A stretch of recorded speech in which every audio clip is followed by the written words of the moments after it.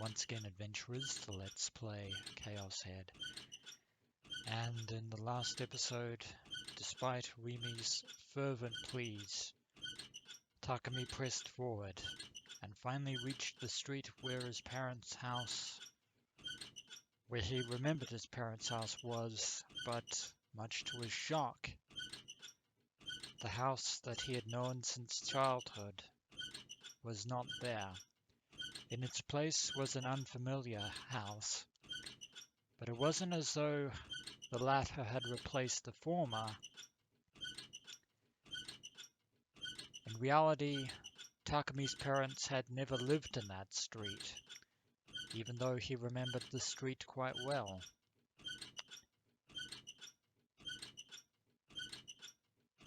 But for now, we find ourselves here in one of the many corridors of AH General Hospital.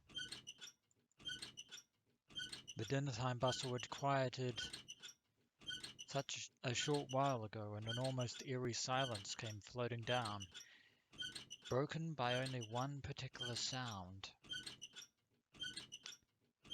Shogun progressed slowly down the hallway in his wheelchair.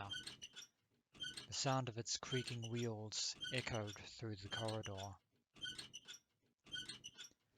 Not one of the nurses he passed tried to say something to him or meet his eyes, because they can neither hear nor see him, which means that Shogun is also a gigalomaniac. And Shogun too, acting as if this were only to be expected, continued turning the wheels of his wheelchair with his emaciated skin and bone hands. Shogun being a gigalomaniac would definitely explain what happened at the Shibuya Scramble that fateful night between himself and Takumi Nishijo. And it would actually explain quite a few things.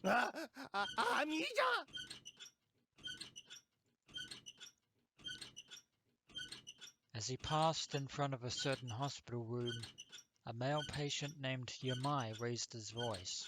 He pointed at Shogun and shouted frantically. So Yamai can actually see Shogun and hear him too. As for the nurse who happened to be with Yamai at the moment, she wore a face of absolute perplexity. I don't think Yamai is a gigalomaniac, however. I think he is just plain sailing crazy. ほら、アミちゃんが帰ってきたよ。またお外に出かけてたんだ。いけないんだ。誰もいませんよ。Indeed. Upon surveying the area, the nurse smiled wryly. She said no one's there, despite the fact that Shogun was going down right in front of her in his wheelchair.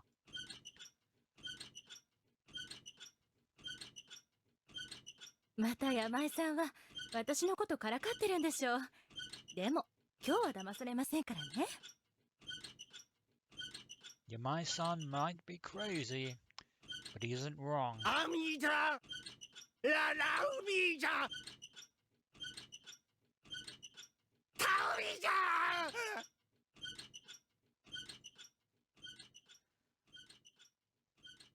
Yamai went on shouting, as though he'd gotten angry. But he didn't just refer to him as Ami-chan. He used different syllables. Ignoring him, Shogun went on wordlessly down the hall to the right. There, the cream-colored wall abruptly went black. Even with that wall before him, Shogun didn't stop his wheelchair.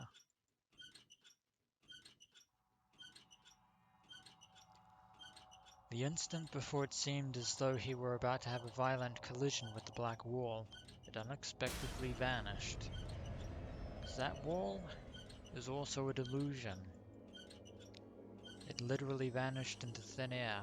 The wall disappeared and the hallway beyond it came into view. Shogun continued straight forward. About 20 meters down the corridor, he reached a dead end, this time for real, and a single room at the end of that corridor.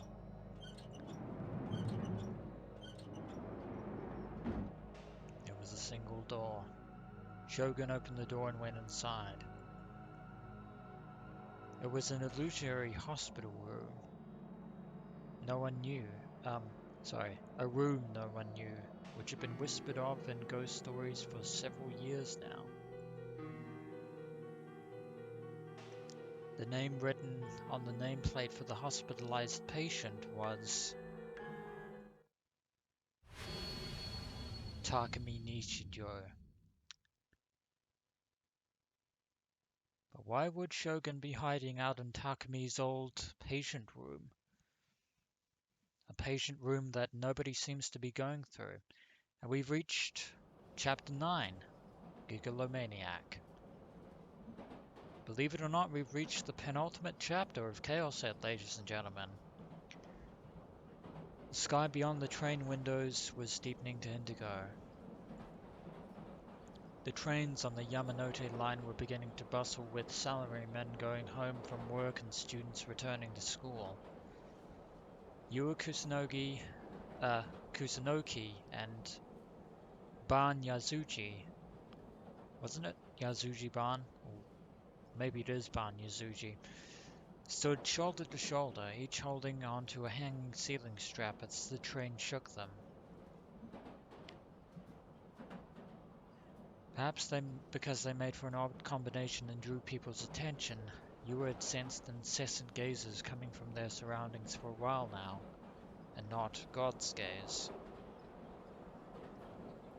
That might have been why she restlessly toyed with her hair and adjusted the position of her glasses over and over. Ban is definitely keeping his wits about him in this situation. Nor did she have the emotional slack to be able to carry out a friendly chat with Ban, the detective she had met for the first time only a few days ago. Took one stop to get from Harajuku to Shibuya.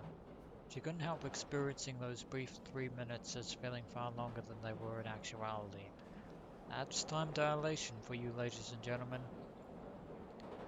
Ban only held a silence and looked out the window. He didn't attempt to start a conversation with Yua. A very good reason, I might add. Yua's opinion of Ban was that he didn't seem to be a bad person, but he was a little bit intimidating.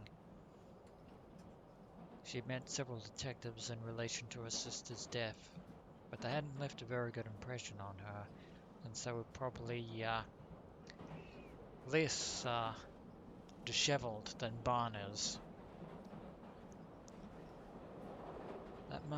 That may be why she felt she would have trouble dealing with Ban. Such then was the result of Yua's self-analysis.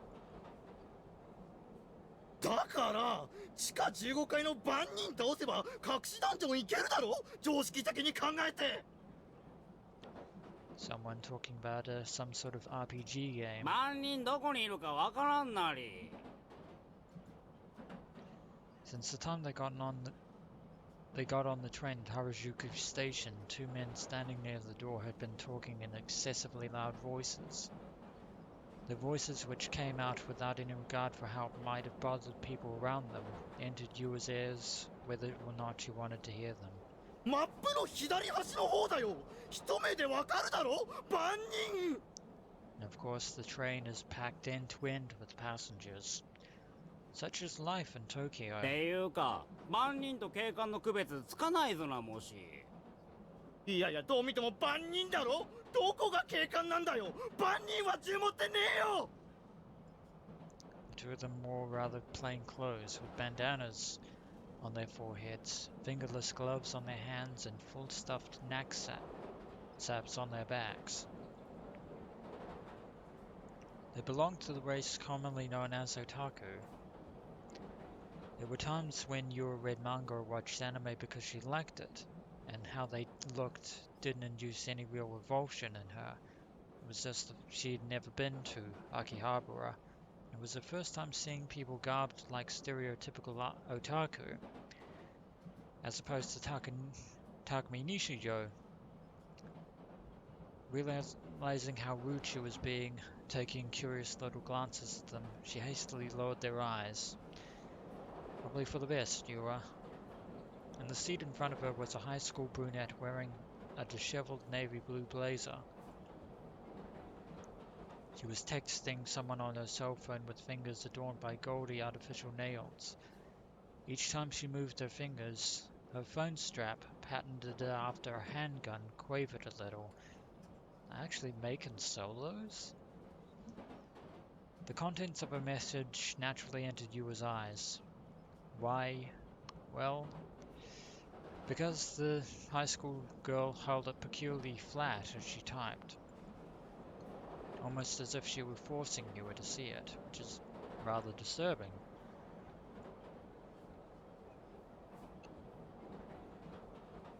And I'm not even going to read that.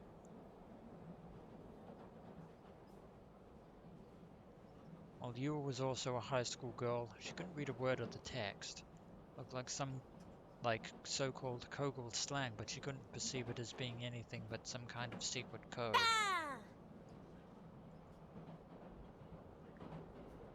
A child's voice suddenly traveled through the train car. Yua jumped a bit, then turned in the direction she'd heard it from.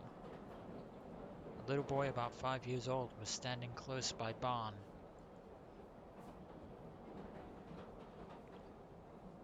He held the toy water gun and pointed its barrel at Barn.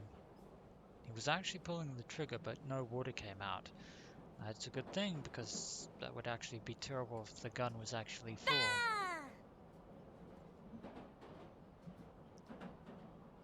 Barn flashed the child a smile. His eyes weren't smiling, but the child still didn't shrink back. ノブ君やめなさい。 A motherly woman soon came running up to the boy. She bowed her head a little to Barn. すいません。 Probably the first bit of respect that Barn has received all this time. ノブ君やめなさいって。 The mother used a fairly strong tone of voice in her efforts to stop her child, but it was a solely verbal warning through and through. She didn't confiscate the water pistol or make her son lower his hands. あ、本当にすいません。ああ、構いませんよ。Barn seems to be taking this in good stride. おじさんが困ってるでしょう、ノブ君。 To you it seemed like a very unnatural looking scene. The mother presented an angry face to her child and an apologetic face to Barn, but she did no more. やめなさい、怒るわよ。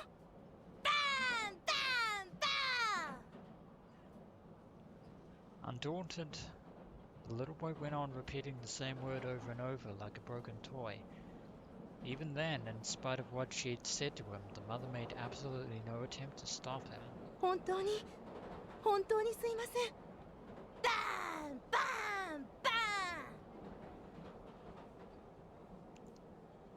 For some reason, Barn too let the child do as he wished, which is very odd to Yura. In the end, it continued all the way until they reached Shibuya Station.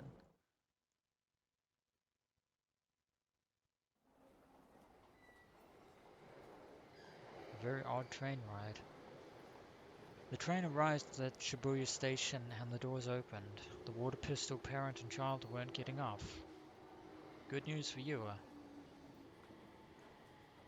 Relieved, Yua descended to the platform together with Barn.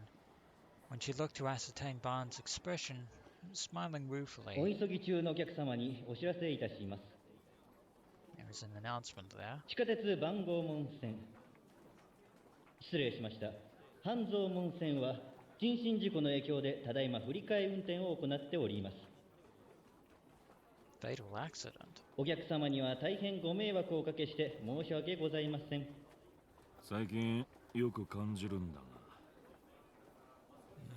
Barn might be smiling on the outside, but he's keeping something close to his chest. The flow of people in the platform was swelling. Ban muttered this to Yura as they walked through the crowd, going through toward the Hachiko exit's turnstiles. まるで不特定多数の人間にストーカーされてるような気がするんだよな。It might be paranoia, it might be a delusion, but somehow I doubt it. どういうことですか？さっきみたいなことがよくあるって話さ。Someone's keeping tabs on Yazuji Ban. 周囲の人間の何気ない行動がまるで自分への嫌がらせじゃねえかって思えてくるわけ。Which was why Ban had ultimately answered the child's mischief with silence. That sort of trouble which you couldn't really call trouble had become an everyday occurrence for him. His nerves wouldn't hold up if he let every single little thing get to him. まあ考えすぎだろうが、俺みたいな地味なおっさんに興味があるやつなんてそうそういねえだろうし。Maybe not a lot of people, but some might. And Yua seems to have the same sense.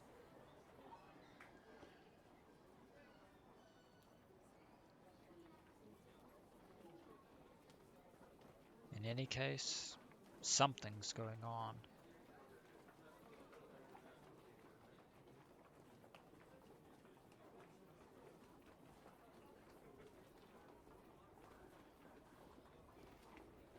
ただ集団ストーカーってのは確かに存在するんだよな。普通のストーカー行為とは何が違うんですか？被害を受けてる側からすると相手の意図や目的、正体すら全くわかんねえんだ。ただ誰か行く先々で毎日のように様々な嫌がらせを受けていると感じる。That's very ominous. 集団ストーカーってのはそういうもんだ。ただの考えすぎっていう可能性は？十分にあり得るだろうな。脅迫観念と紙一重だ。In any case, probably a good idea to watch your steps. 俺の場合はそうでもなさそうなんだけどな。ここ数日は相手もかなり直接的な手段に出てきてやがる。と言いますと？手を引けって脅迫する匿名の電話が何度かかかってきてな。Someone desperately doesn't like him investigating. For some reason, Ban grinned foolishly as he said it. Yura, becoming conversely frightened, hugged her own upper arms. それ大丈夫なんですか？ He's definitely concerned for Ban's safety. まあデカにはよくあることさ。I wouldn't be so nonchalant about it if I were you. Ban answered calmly, then quickly looked at Yura with a stiffer expression. ユアちゃんは最近そんなようなことはないかい？はい、ないと思います。身の回りでちょっとでも違和感を覚えることがあったらすぐにおじさんに言ってくれ。 Good advice there. ユアちゃんの身の安全を守るのは警察の仕事だからな。 That it is. はい。 As she listened to him, she became aware that what she was currently involved in was something more dangerous than she'd expected. True words have never been spoken. あなたは妄想の存在なんだよ。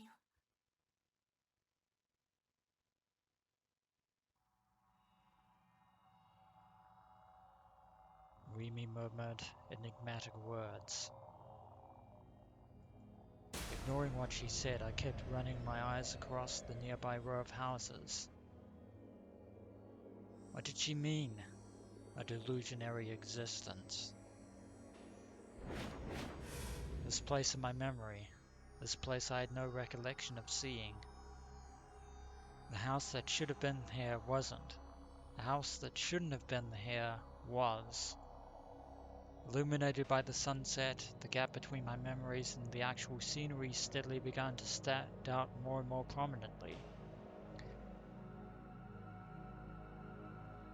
Once upon a time, I might have chalked this up to a shift in the branching world lines, but this isn't the case. ずれてなんかない。 I let my voice out, frantic to deny the despair in my heart. That's right, there weren't any gaps between the two. I was just a block off. I've been mistaken. There was nothing wrong with the world. Maybe not. Otherwise it would be too strange. I turned back the way I came, almost tripping over myself, and ran into the next narrow street. But the sense of displacement between my memories and the scenery wouldn't go away. Before I knew it, my whole body was sweating. I felt like my eyes were rolling in the back of my head, like my feet weren't touching the ground. The sensation of it made nausea come rushing up in me. なんでだよ。ここに僕の家があるのは間違いないんだ。僕はいつもここから小学校にも中学校にも通ってたんだ。And yet against all reason, your house isn't here. 小学校にはナナミと手をつないで登校してたし、中学は自転車で。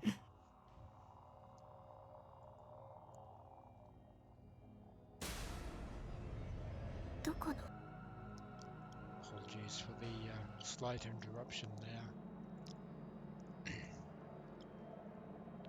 Weemy asked quietly, having caught up with me. Too many pieces are now out of place. どこって。なんていう学校？そんなの決まってるじゃないか。地元の。School's name was... あれ、I couldn't remember. I'd gone to middle school. I had memories of doing so, but the little details remained vague, like there was a fog in my head. Such as my middle school's name, such as which class I'd been in, such as the name of my homeroom teacher. Concrete names wouldn't come out of me. そんなはずないんだ。ただ忘れてるだけで。Somehow I don't think so. タク、聞いて。あなたの記憶にあるのは、この場所に家があるじゃなくて、この場所に家があるはずっていう思い込み。そうでしょ。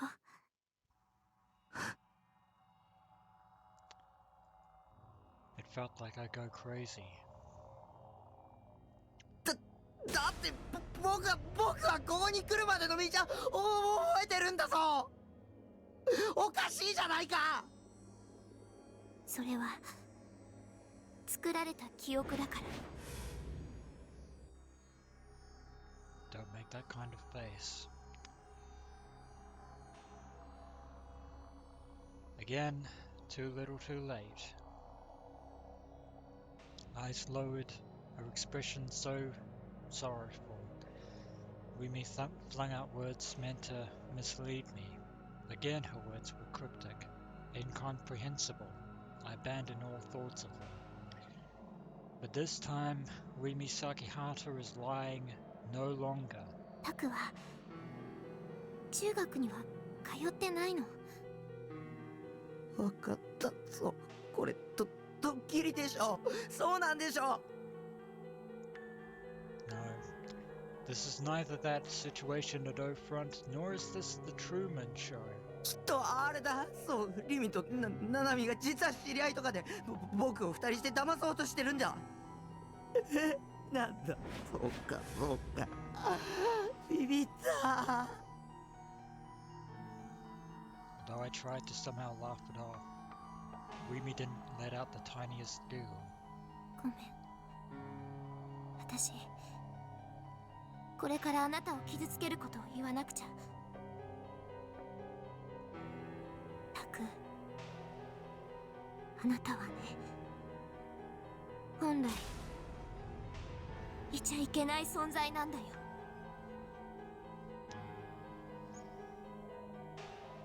Oh dear. Things are definitely creeping up on us adventurers. And that is going to be it for this episode of Let's Play Chaos Head. And when we return, there is only one way down this rabbit hole, and that is forward, to the truth surrounding Takumi Nishijo. As always, adventurers, until next we meet.